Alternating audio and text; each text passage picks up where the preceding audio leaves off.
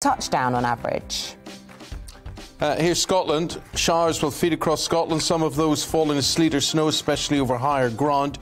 Southeastern parts of the country have the best chance of staying dry. Showers and blustery winds are expected across Northern Ireland. Notice that whilst it will be chilly today, it is going to turn milder as we go through the next few days. So, overall, cloud and persistent rain will push into the northwest to leave a damp end to the day, and that is the weather and how it's shaping up for the rest of this Monday.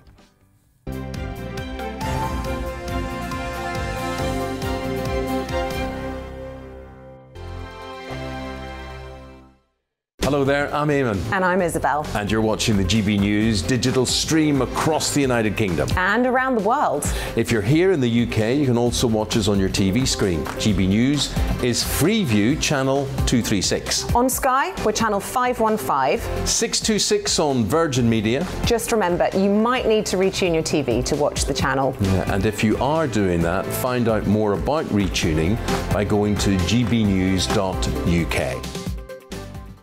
Join my show Farage, 7 p.m. till 8 p.m. Monday through Thursday, and there you will get opinion, analysis, debate, and I'll cover stories that nobody else dares to touch. And then for the last 15 minutes, talking pints. We're over a drink. We have a civilised conversation with someone.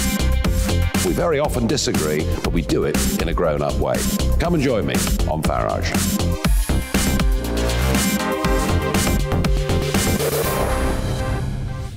I'm Dan Wootton. Join me Monday to Thursday from 9 to 11 for the feistiest and most fun news debate on TV, where free speech reigns. I'll bring you a sharp take on the day's biggest stories, bombshell newsmaker interviews, and A-list guests.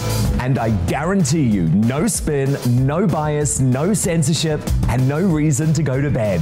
That's Dan Wootton tonight, Monday to Thursdays from 9 on GB News. Hello there, I'm Eamon Holmes. And I'm Isabel Webster. And we hope you can join us for Breakfast with Eamon and Isabel. You make me laugh out loud, belly laugh. Is that important first thing in the morning? Yeah, absolutely. And there's me trying to be deadly serious. News is a serious business. Yeah, I have to rein you in sometimes. Well, it doesn't stop us laughing at it. It doesn't stop us having an opinion on what's going on. Yeah. And it certainly will not stop us reflecting what you think. Weekdays from 6 to 9:30 on GB News.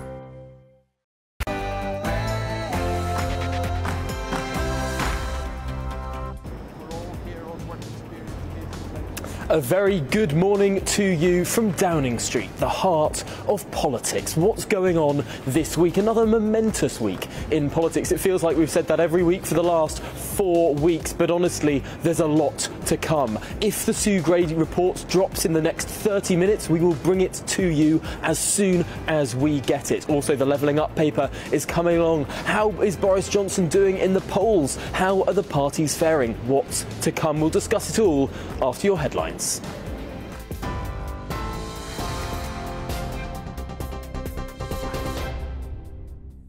Good morning, it's 9:31. I'm Rosie Wright, here to keep you up to date on GB News. The government's expected to announce a U-turn over compulsory COVID vaccines for NHS workers. The Health Secretary is reportedly going to scrap the policy over fears it could lead to a major staffing crisis. Critics are also calling for the change because Omicron, the variant of coronavirus, is milder than previous variants. Schools are closed and thousands are without power after back-to-back storms battered parts of the UK. 2 people were killed by falling trees in 90-mile-an-hour winds at the weekend. One of those was a 9-year-old boy. A yellow weather warning remains in place for Scotland and the north of England. Manchester United footballer Mason Greenwood is still in custody after being arrested on suspicion of rape and assault. Police say they were made aware of images and videos posted on social media by a woman reporting incidents of physical violence. Manchester United has suspended the player, announcing he won't train or play for the Premier League club until further notice. New evidence shows the suspect in the Madeleine McCann investigation worked at the holiday apartments in Portugal shortly before the 3-year-old disappeared in 2007. A documentary that's airing tonight on German TV reveals the 44-year-old paedophile, known only as Christian B, carried out repairs at the resort. The man, who is currently in prison for rape, denies any involvement. The government's planning to bring forward the Brexit Freedoms Bill, which it claims will cut £1 billion of red tape for UK businesses. It affects how EU laws, which were kept for legal continuity after Brexit, are handled.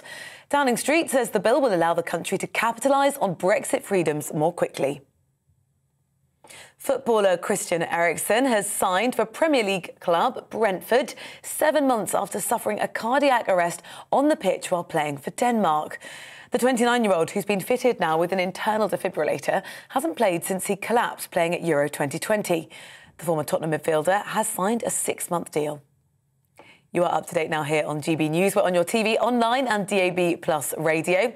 I'll keep you up to date across the day. But now back to Westminster for the briefing with Tom.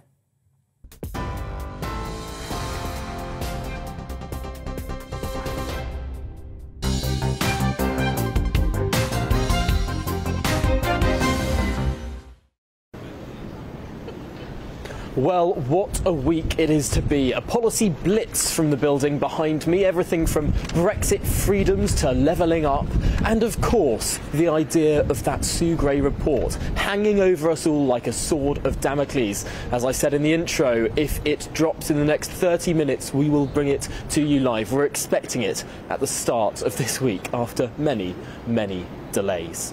Well, let's get to discussing some of those big issues facing us this week with the political commentator David Semple. David, welcome to the programme. I suppose, first of all, the position of the Conservative Party and the sort of the plots and the coups or the attempted plotting that we saw over the last few weeks, it seems to have toned down a little bit now. Are we about to see it all flare back up again when this report is published?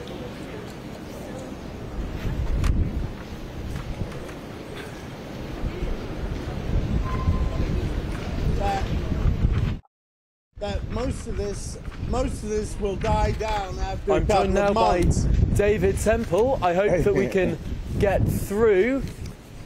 Can you hear me? Can you hear me? Oh, I can hear you now. I can hear you now. We've managed to make a connection. That is a good thing. I'll kick off with the question again, and we'll pretend none of that happened at all. The Sugden Report dropping in either today, potentially even during this programme, maybe tomorrow. Is that likely to flare up all of those tensions that we saw over the past few weeks? Personally, I don't think so. I don't think it'll happen that way. I don't think the report will be that damning. But even if it seems damning, most of this stuff happened almost 2 years ago. And really, it's irrelevant to today's politics because our leaders are no worse than most of the other leaders of the other countries who also didn't follow corona policy. And in fact, most of the public didn't either. So it would be a bit hypocritical of us to criticize a few events where people at work, not breaching the work rules, get the blame for throwing parties, etc. Do you hear that? Is it not the case, though, that these were rules that were set up by the people in the building behind me, and they do have a special responsibility to follow through the letter, but also the spirit of those rules that they were expecting everyone else to follow? I entirely agree. And like most of the public, I understand, will be not very happy about what's happened. But it didn't happen exclusively in this country. Why is it coming out now? Why has it been coming out since the beginning of January and it wasn't coming out before?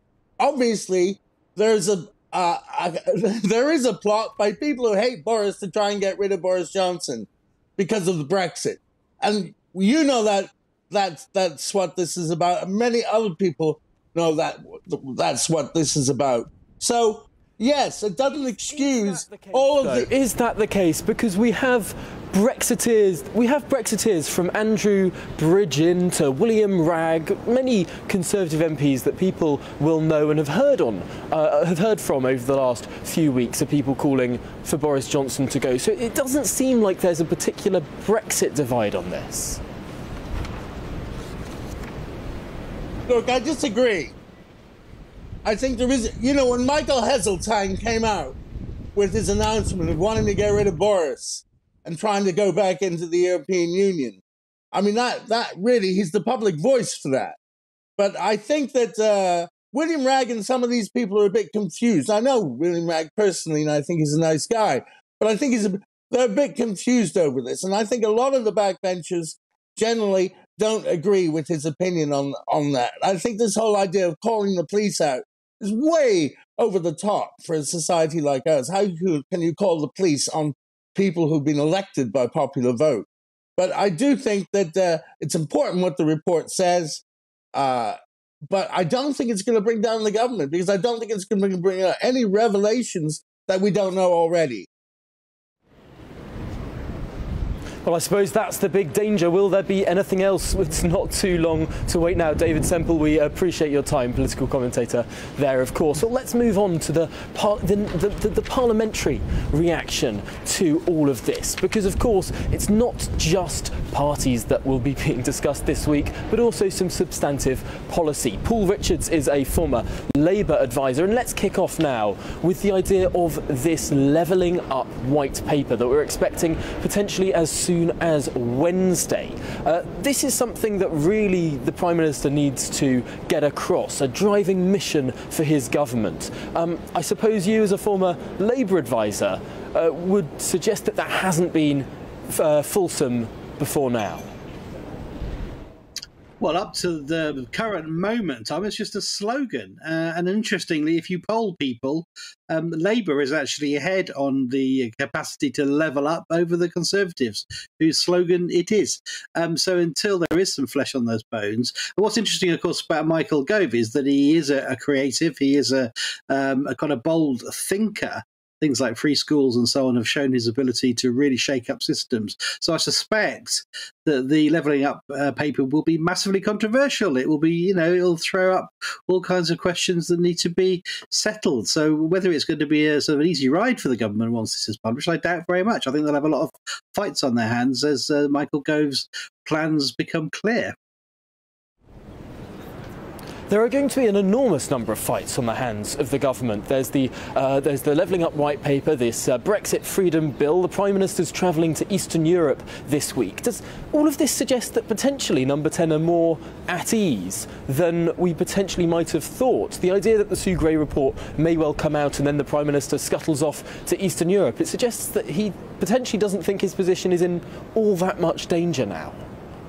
I think it's the exact opposite, actually, Tom. I think what it is that they are trying to throw up as much smoke as possible, create as many diversions and distractions as they possibly can, because they know how badly their actions that will be described in the Sugden Report have gone down with the public. And the opinion polls, again, show that. So what do governments in trouble do? They create rows, they go on international visits, they issue white papers and green papers, they make statements and speeches, they do lots of interviews, they lay down smoke. And that's exactly what you're seeing this week.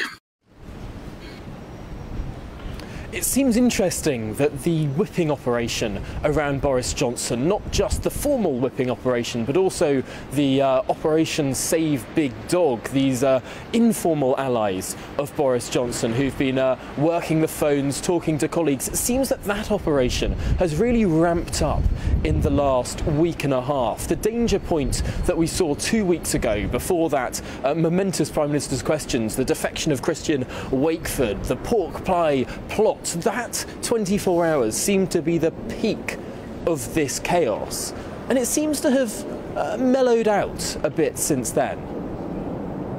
Well, nobody expected that to lead to a resignation of the Prime Minister by tea time. And I think, what we're witnessing is the classic death by many slow cuts. It is a slow death. I don't think there's going to be a sort of single crisis moment until there is. And I don't think anyone sensible is suggesting that Boris Johnson is going to go anytime in the next few days. Certainly, maybe not even this year, but I think there is just still a trajectory we're on. There is an inevitability, I think, to the fact that the Conservative Party will not want him as their leader by the time of the next election, because he has become a liability. And what we know from history is that when the Conservatives scent a liability at the top, they will do nothing short of getting rid of them quickly. So, that's the road we're on now. It's a road they've trodden many, many times before, and I think it has only one destination.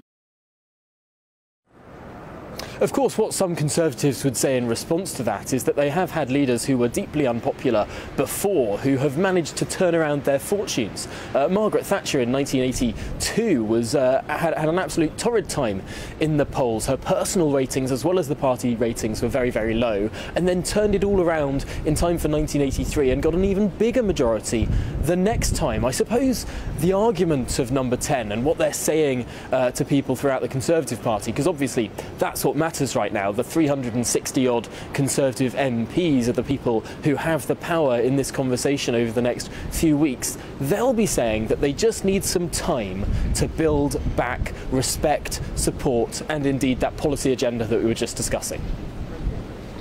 Well, of course, that's what Boris's defenders will say, but I mean, the Conservative Party, either through folk memory or actual memory, will, think back to Thatcher and think, well, Boris Johnson ain't no Thatcher, is he?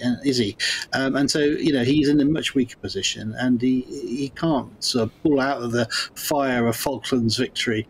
And also, of course, Thatcher was fighting against a very divided Labour Party, and the Labour Party has turned that around in the last 2 years and is now a united alternative government, which Michael Foot did not provide. So, the history teaches us one thing, but actually the reality is I think he's hold below the waterline now, and he's sinking, and that's what this week is all about, trying desperately to make us all look over there when the crisis is over here.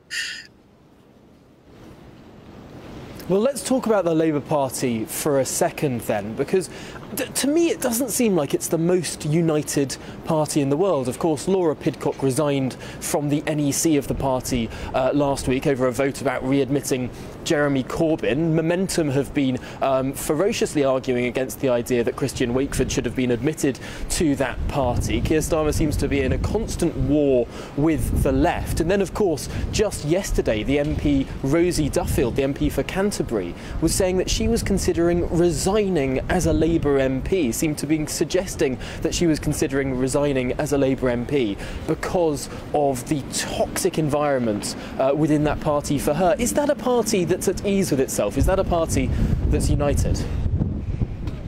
Well, these are all voices off now. Momentum, Laura Pidcock, the sort of the old guard are in a minority, and what the vote that showed that Laura resigned over, what it shows was that Keir Starmer has a massive majority on the ruling executive, and the vote was to keep Corbyn out. So they're not coming back anytime soon, and every resignation, of course, shores up Starmer's position. So, he becomes stronger by the day as people are leaving Labour and new people are joining who are more aligned and attuned to his aspirations to form a government and not just wave placards.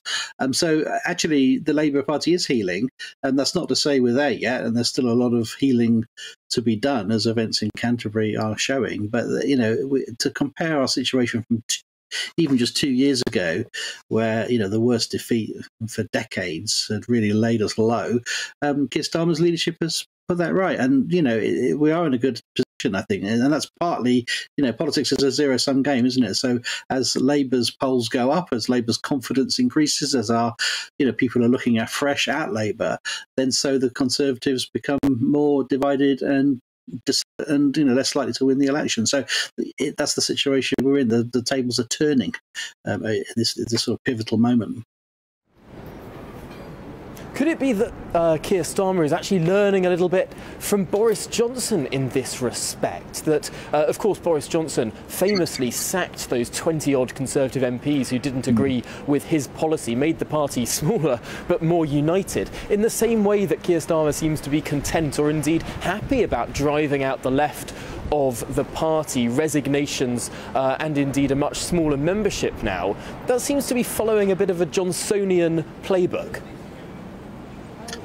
Well, I mean, the Johnson's Night of the Long Knives, it was an astonishing thing, and it was almost overlooked at the time. But I mean, some of the the big beasts that he just summarily, defenestrated was astonishing. I think the role model for Keir Starmer was probably more Neil Kinnock, though, who showed his steel and his mettle by facing down militant tendency, and then a long process of expelling the militants from within Labour, people who had joined to subvert it rather than to support it. And I think Keir Starmer can learn from that experience, where there are lots of people still in the Labour Party who joined to try and change it into something else, and those people don't share our values and are not welcome, as many of the Shadow Cabinet have made very clear. So I think that's the lesson, is if people can see that you are tough enough to sort out your own house, get your own house in order, then they will start to believe that you might be able to fix the country's problems as well. And that's the journey that Keir Starmer is on. I've got to say, I love that phrase, tough enough. Of course, famously, Ed Miliband said that in the 2015 Paxman interview. Am I tough enough? Hell yes, I'm tough enough. Although I think he might have said tough enough.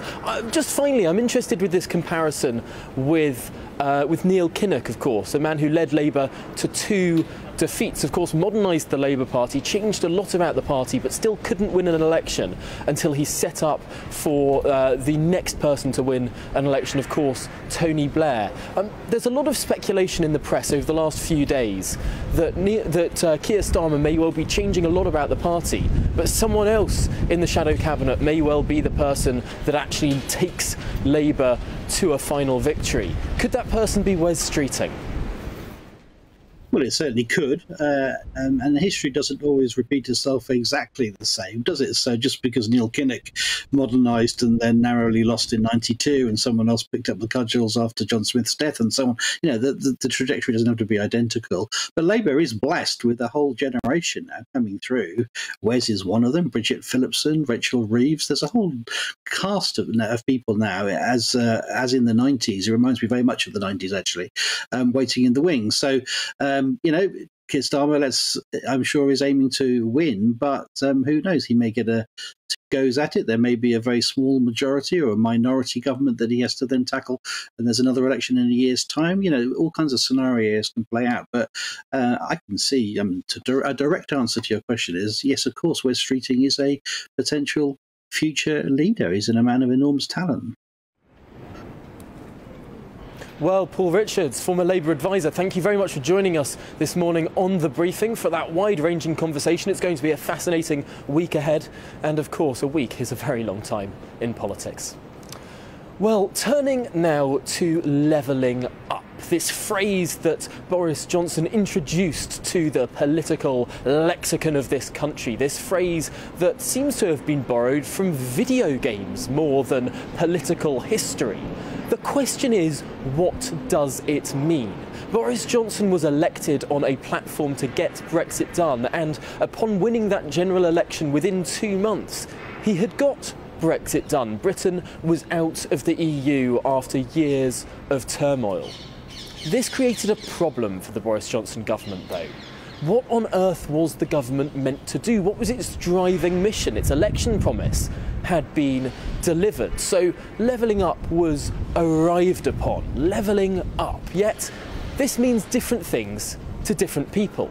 To free market conservatives, winning conservatives like Ben Houchin up in the Tees Valley, the mayor of the Tees Valley, who won with over 70% of the vote in last year's elections. Well, he says that levelling up is about greater freedom, free ports, not necessarily pouring in more taxpayer cash. But then you speak to some people on the left of the Conservative Party, what does levelling up mean? Well, they'll say it's about taking money from rich parts of the country and shoving it into poor parts of the country, a redistributive model of levelling up. The challenge of the white paper that's expected to be coming out later this week, the challenge for Michael Gove is defining what on earth levelling up means. And the challenge here is that if it's just a small selection of little policies, a few more regional mayors, a bit more money for certain town centres, that's not something that drives a mission for government. There needs to be a coherent ideology behind this project. What is the strain? Where's the coherence? And the challenge for Boris Johnson is that, aside from Brexit, potentially this has not been the most coherent premiership. This has not been the most ideologically centred premiership, and I mean centre in the sense of having that very clear road to follow. Of course, the most successful prime ministers of the Conservative Party in the history of this country have been those that have that clear mission, that clear drive. And the question for Boris Johnson is, can he find it in the next few days?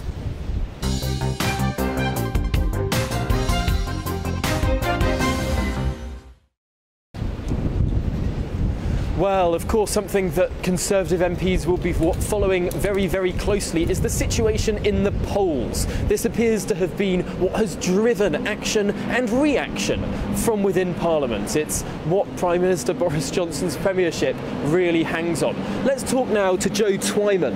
Of course, he's the co-founder of Delta Poll, the polling organisation. And first of all, Joe, can you just talk us through where we are in the polls right now? There seems to have been a little bit of recovery for the Conservatives in the last few days.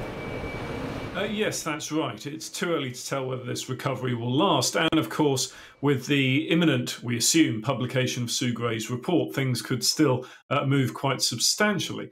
But what we've seen over the last few polls is that the lead the Conservatives, the lead Labour had over the Conservatives has declined slightly. And so we've gone from a lead of around sort of 11 to 12 points down to between 10 to 8 points, depending on which poll you look at. And indeed, some polls have their lead as low as 5. So it's a fall back from the position that they were in after the revelations around parties leading up to Prince Philip's funeral, but they're really returning to the position that they were in just after the announcement of the Allegra Stratton video. So a movement of some sorts, but certainly not large enough to put the Conservatives back in the lead.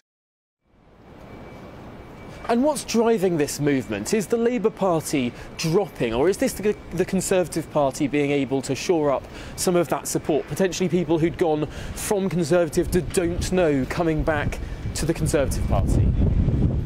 Well, in actual fact, what we're seeing is very, very small movements around the edges, and all polls are subject to a margin of error, and we can't abolish that because that's part of the laws of statistics, in the same way that we can't abolish the laws of gravity.